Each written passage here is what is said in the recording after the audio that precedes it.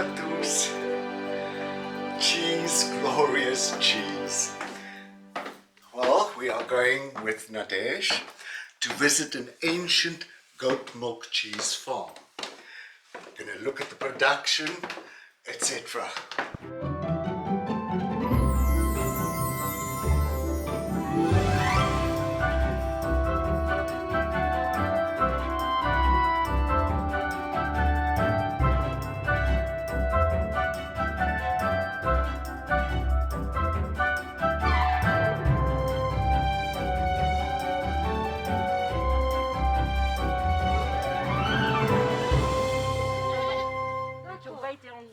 Il y en a qui sont pleines, mais elles n'ont pas encore été intégrées dans le troupeau des grandes.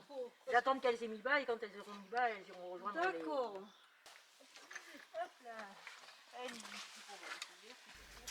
Well, we have arrived. Oh oui, je pense pas là. Après, c'est une ferme familiale. C'est mes arrière-grands-parents qui avaient acheté la ferme il y a 100 ans, 1920, ils sont arrivés. D'accord. Anne explains to us that her great-great-grandparents bought this farm in 1920, making it 100 years old. And she's now the 5th generation farming here. La ferme, les bâtiments de la ferme nous appartenaient. Enfin, appartenaient à mes parents. Et puis j'ai repris, mais par contre j'ai repris en chèvre, pas en bovin. Ah oui, oui, d'accord, oui, oui. Vous nous laissez rentrer, oh ouais. Vous venez nous voir même. Allez-y, par contre que je referme avant qu'elle rase arrive parce que... Les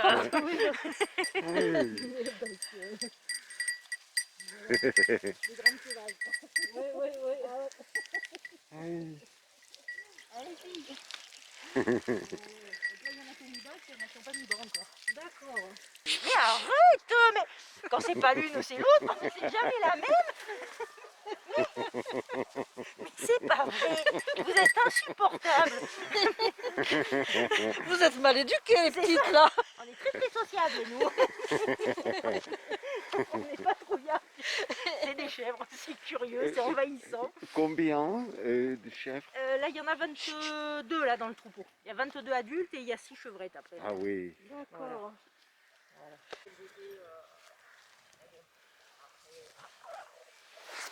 Après voilà, moi je les garde, c'est en 06, elle n'a pas forcément beaucoup de lait, mais en système fromager, c'est qu'on ne va pas chercher la même chose qu'en système de... Après les chèvres, quand je les réforme, c'est des particuliers. Ah oui, d'accord. Votre espèce? Bon, alors ça ne porte pas. Ils sont tous à peu près... Alors là c'est les plus grandes. Here we have the bigger ones. Là c'est vraiment les plus grands. Et là les petits, il y en a une qui est de la semaine dernière. Et allez, venez nous voir. Allez, venez nous voir. Allez, venez nous voir. Here we have the babies. Et là il y en a une toute petite, oui. I think this one is hungry. Multiplie pas trop dans le...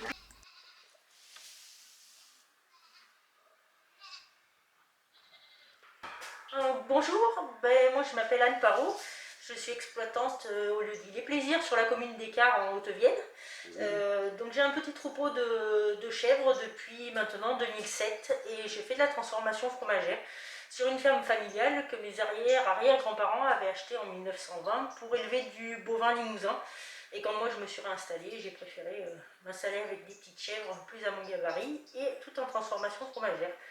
Donc tout le lait qui est produit est transformé sur place et commercialisé en vente directe. Voilà, merci. Anne goes on to explain that the goats are milked twice a day, then there's a direct access to this room. And then firstly, the milk is then warmed to a temperature of about 30 degrees Celsius or 86 degrees Fahrenheit. Now heating must be slow and consistent so that all parts are heated equally. And that will give the smoothest texture. Then culture is added containing bacteria to curdle or solidify the milk. And it's then left for 24 hours, after which a clear liquid will be left on top. So the curd is separated from the whey, which is called a petit lait in French. And then it's being put into a mold so that the liquid can drain the petit lait, and it's only filled up to where the holes come. Okay, so then it drains and it runs down and it ends up in a holder, and this is then given to the pigs. Why? Because of its high mineral and protein content.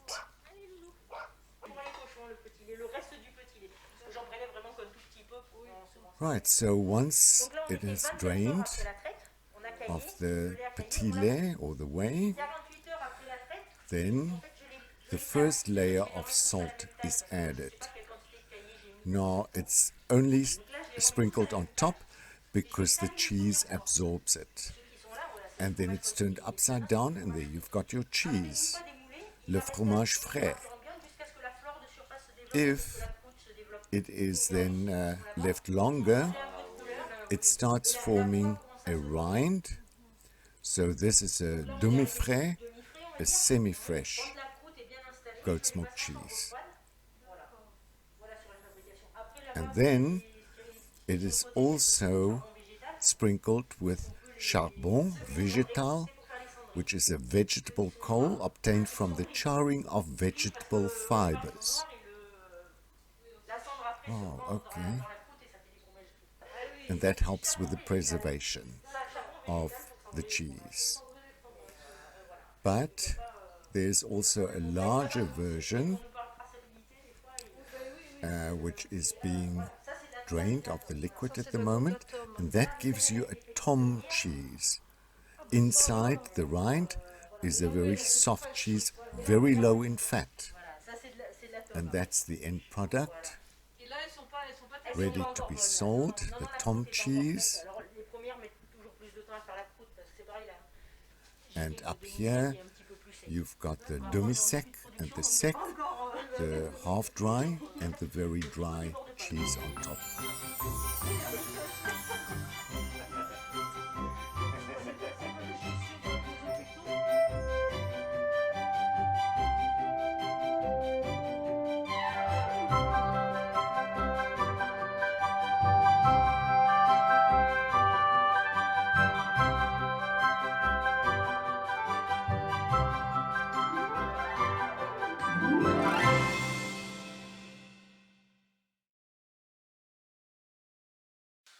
Okay, we are here with Patrick and Nadej, and I'm going to ask them a few questions about cheese, because let me tell you, they know a lot about cheese.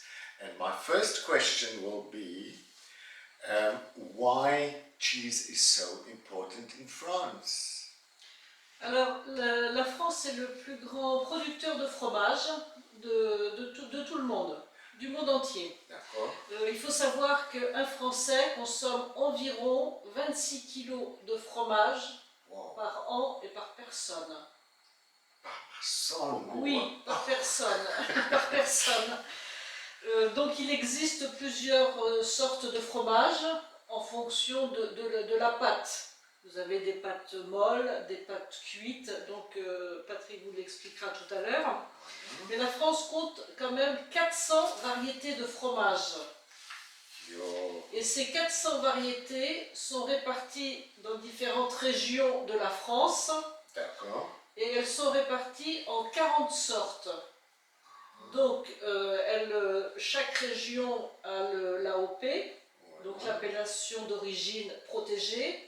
C'est-à-dire que si un camembert qui est fait en Normandie porte le nom de camembert puisque c'est la région, si le même fromage est fait dans une autre région, il ne portera pas le nom de camembert puisqu'il n'a pas l'AOP. Voilà. Donc le fromage se consomme donc juste avant le dessert. Donc entre le plat de résistance et le dessert. Voilà. In other words, you will find your cheese course between your main course and your dessert. And that's where the cheeses are served.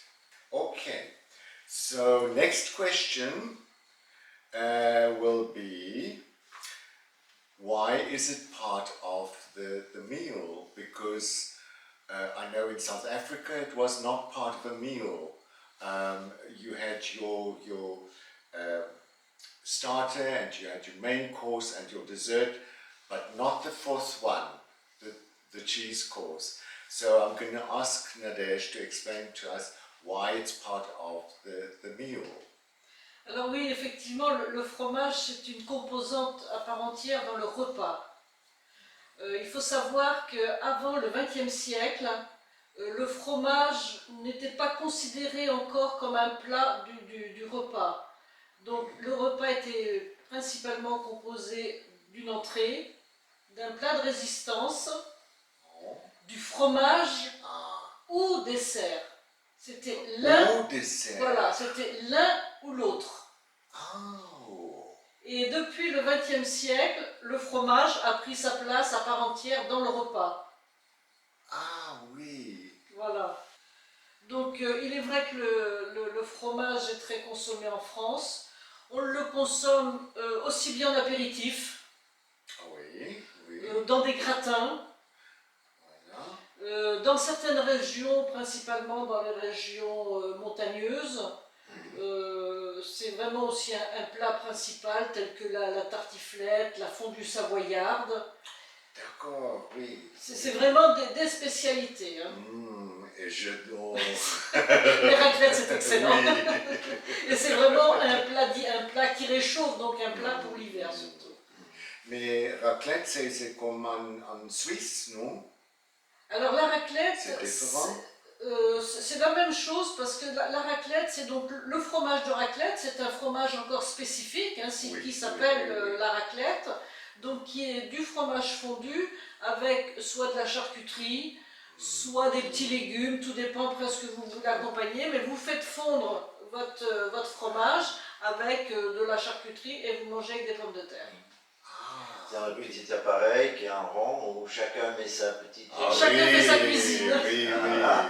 Et dessus c'est un pareil, dessus il y a les pommes de terre, le jambon, voilà. Oui, oui. C'est très populaire en Afrique du Sud aussi, Ah. hein, le fondu. Voilà. D'accord. Oui, Ouais, voilà. oui. D'accord.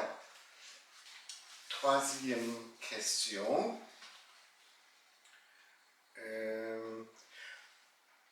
I want to ask Nadej, if you serve the cheese course, are there specific cheeses that you will serve?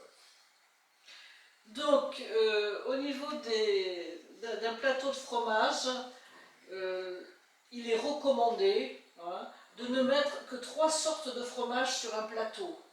Oui, Donc, on met un fromage à pâte dure. oui. Donc, le fromage à pâte dure doit toujours être placé sur un côté. Comme il est dur à couper, donc c'est plus pratique de l'avoir sur le côté. Oui, Au centre, le fromage persillé, ce qu'on appelle le fromage persillé, donc ce sont en principe les bleus. oui. Et ceux-là s'effritent énormément quand on les coupe. Donc il va s'émietter. Donc c'est pour ça qu'il faut le mettre au milieu du plateau. Ok. Et de l'autre côté, en place restante, souvent à pâte molle.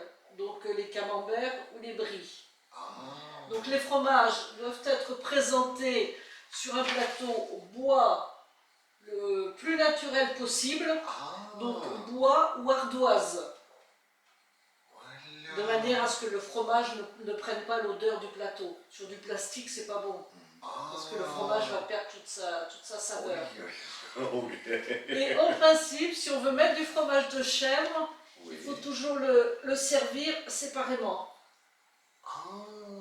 Puisque le fromage de chèvre a une forte odeur, donc il va prendre, disons, le fromage de chèvre va se mettre sur les autres fromages.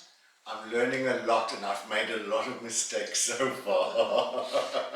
Donc au niveau pour se servir le fromage, c'est pareil, normalement il doit y avoir un couteau par fromage. Par fromage. De manière à ce que le couteau ne soit pas... Si vous coupez le bleu, vous allez avoir du bleu dessus, Oui, et ça après vous allez mélanger mettre de avec. l'autre côté. Voilà, Donc c'est pas bon. voilà. So it's different knife for every cheese. Voilà. Otherwise the flavors mix. Donc côté gustatif, ensuite, une fois que vous vous êtes servi de toutes ces variétés de fromage, vous devez le manger dans un ordre bien précis.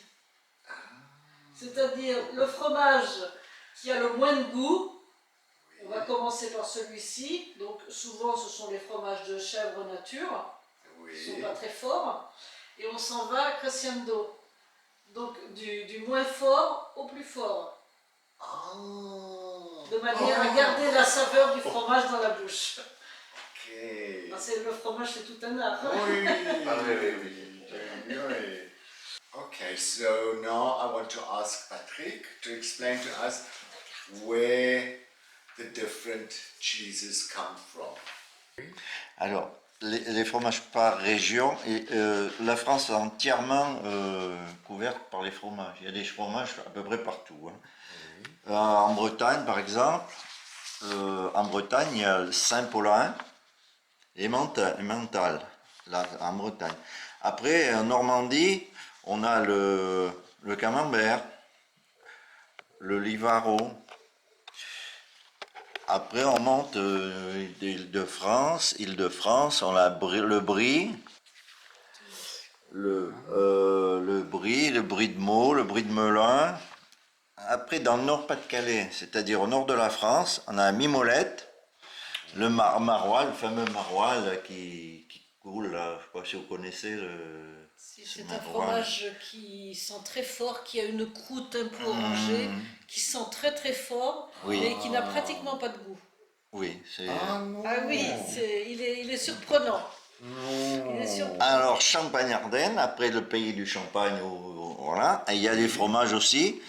Le Brie de Meaux, le Langres AOP. Ouais. Alors en Franche-Comté, en Franche-Comté, c'est très divers. Hein. Il y a beaucoup de fromages. Hein. Le Comté, Bleu de Gex, le Morbier, le Mont d'Or, le Gruyère. Ils font tout ça là, frontière Jura, frontière Suisse.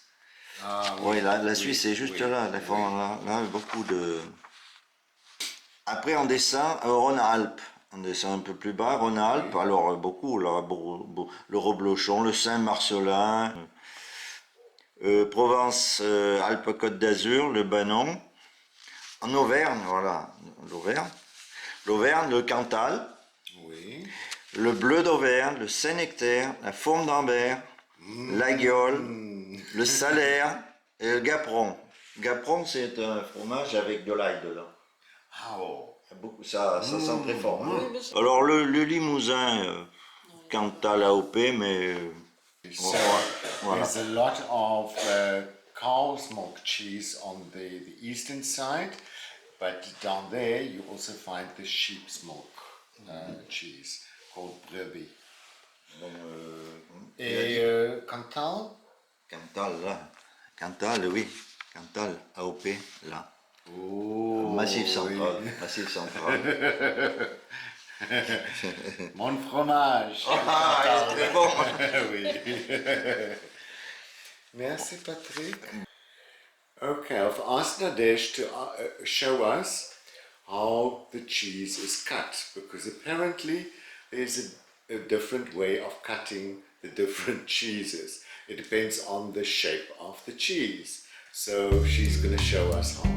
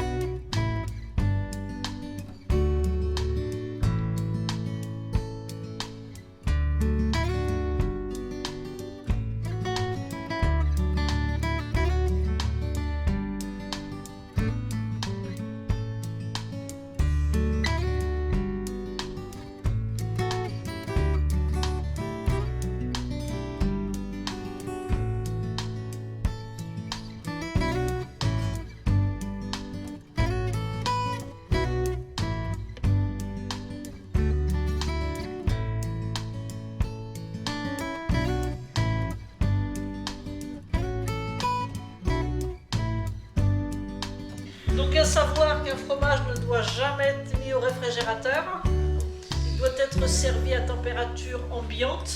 Ah oui. Donc il est vrai qu'à notre époque, on a tendance à stocker le fromage au réfrigérateur et on le sort ensuite.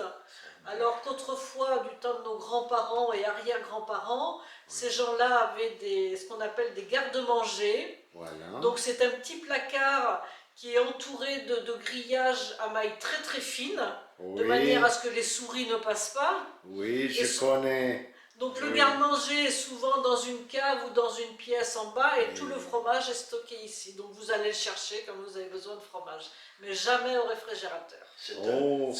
C'est un meurtre, maintenant, au réfrigérateur. Yeah. So Oui. I've noticed that Patrick looks at me very funny when they come to me for lunch, and I take the cheese from the refrigerator, which is a big no-no. Parce que le goût est altéré. Le goût est pas le même. Okay. Le goût est pas bon. Okay, so cheese is not good. The taste will not be good Ah. if it's in the Pas refrigerator. de réfrigérateur. Merci Patrick, merci Donc Nadège. voilà Léon, vous connaissez tout sur le fromage. Ah oui, merci.